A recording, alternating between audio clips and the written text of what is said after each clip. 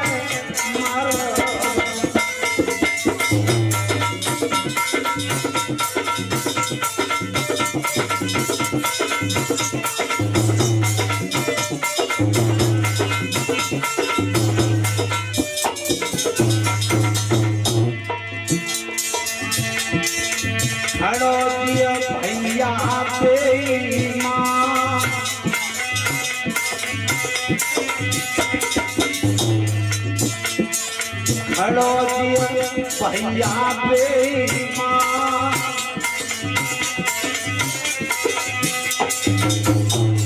हाथ में ले धनुष और पान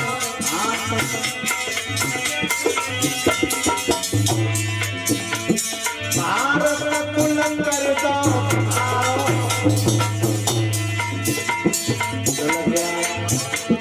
भारत कुल कर दो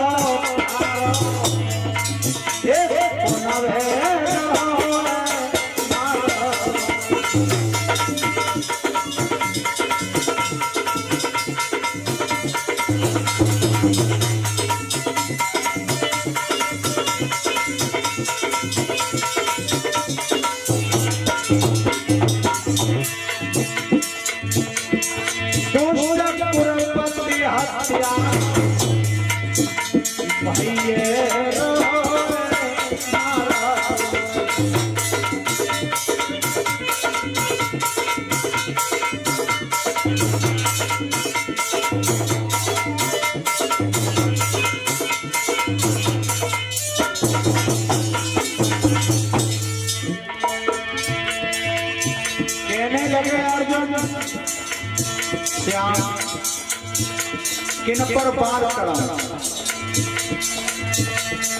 दिख रहे सब रिश्तेदार जाने कोई पराया नहीं है। इधर मेरे बाबा उधर मेरे गुरु उधर कृपाचार्य कुलगुरु जिधर देखता हूँ उधर मेरा परिवार मेरे रिश्तेदार दिखाई दे रहे हैं। अरे बार चढ़ाऊं तो चढ़ाऊं किस पर?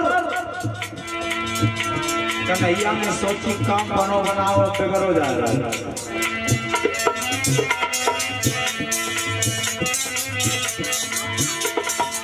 दिख रहे सब ही रिश्तेदार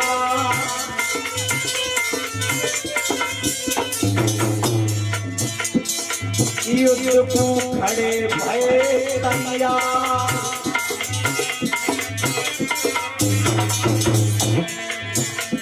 न मन में तनिका न मन में तनिका विचार पुनः भैरो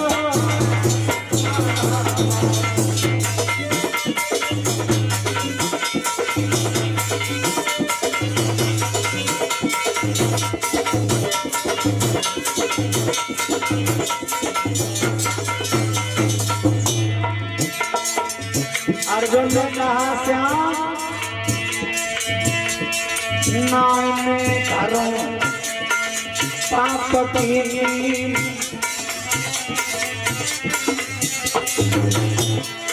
नाय में धरो पाप की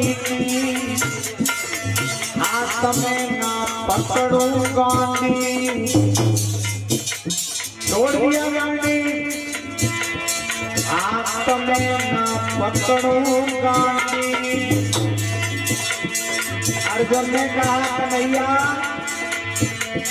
बिगड़ गई धर्म। अगर भैया भैया पे इतना तान दे तो वो धर्म नहीं है। परीक्षित जी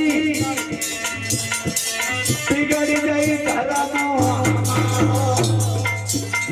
वो न भेरो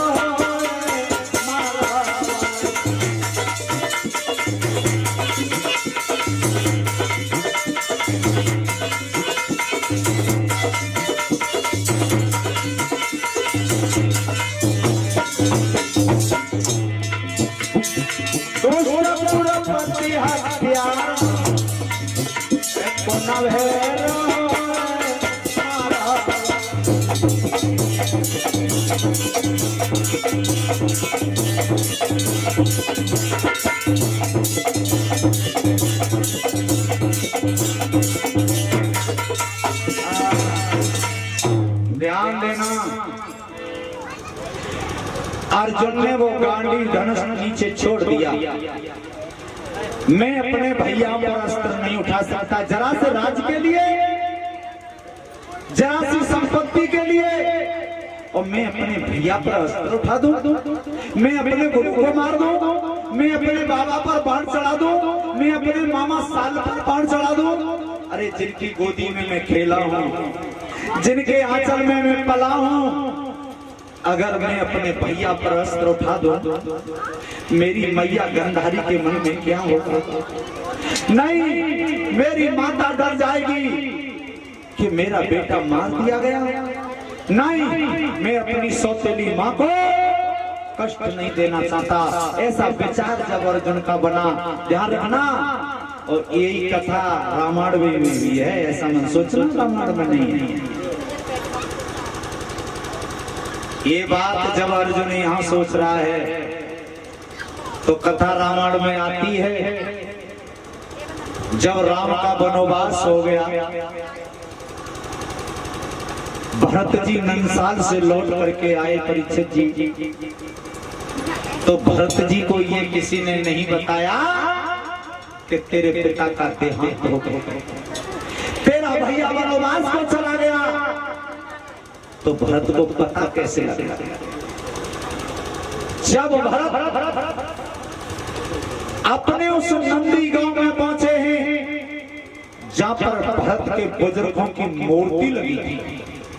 पहले मैं उन बुजुर्गों के मूर्तियों के दर्शन करूंगा जो मेरे बुजुर्ग मुझसे छूट चुके हैं, मर चुके हैं। और जब नंदी गांव के पास में पहुंचे तो उन बुजुर्गों के साथ में, उन पूर्वजों के साथ में महाराज दशरथ का जब चित्र देखा तो वशिष्ठ जी से भरत ने पूछ लिया, गुरुदेव मेरे पिताजी का चित्र, इस जगह चित्र जब आता है जब जीव संसार से चला जाता है, और मेरे पिता का चित्र यहाँ लगा हुआ है।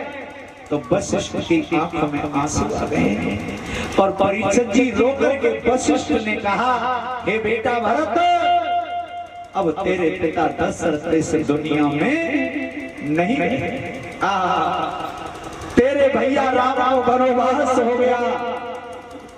भरत को मूर्छा आ गई, जमीन पर गिर गए भरत, और रो करके जब खड़े हुए तो गुरु ने कहा, बेटा दोष तेरा नहीं है, तेरी माँ ने तेरे भैया राम को 14 साल का वनवास दिया। तेरी माँ ने राम को 14 साल का वनवास मांगा। आहा, भरत ने कहा मेरा भैया मरा तो मेरे कारण, मेरे पिता मरे तो मेरे कारण, और मेरे भैया गए तो मेरे कारण, मेरी राज मुकुट के कारण मेरे भैया को वनवास हो गया। भरत ने कहा मैं राज पर नहीं जाऊंगा, पिता का अंतिम संस्कार करने के बाद मैं भैया के दर्शन को जाऊंगा। माताओं, मेरी बहनाओं, वो भरत सारी सेना को लेकर के, तीनों माताओं को साथ लेकर के, और महाराज जनक को ये पता चला तो जनक भी साथ में गए। इतनी बड़ी सेना को लेकर के भरत राम से मिलने के लिए गए परीक्षित जी। और जब लक्ष्मण ने देखा कि राम इतनी बड़ी सेना के साथ में हमारे पास आ रहा है तो लक्ष्मण को क्रोध आ गया। हम इतना राजपाट छोड़ा है फिर भी भरत हमसे लड़ने के लिए जंगल में आ रहा है। राम से कहा ये धनुष, ये कंधा जिस धनुष को धारण करे करे तुम्हारे कंधा पर चिन्ह बन गया। अरे ये क्यों धारण किया है तुमने, उठाओ इस धनुष को। तो राम ने कहा लक्ष्मण तेरा क्रोध स्वाभाविक है, लेकिन एक बात तो बता दे, मैं धनुष उठाऊं तो उठाऊं किस पर, किस पर धनुष उठाऊं? वो गुरु वशिष्ठ जिन्होंने हमें कालापन में शिक्षा दी, वो गुरु विश्वामित्र जिन्होंने हमने सारी विद्याएं सिखाई, वो मां जिनकी छत्र छाया में हम गोद में पले। और परीक्षित जी एक बात कही राम ने, वो भरत जो भरत इस जंगल में मेरे कारण चला आ रहा है, उठाओ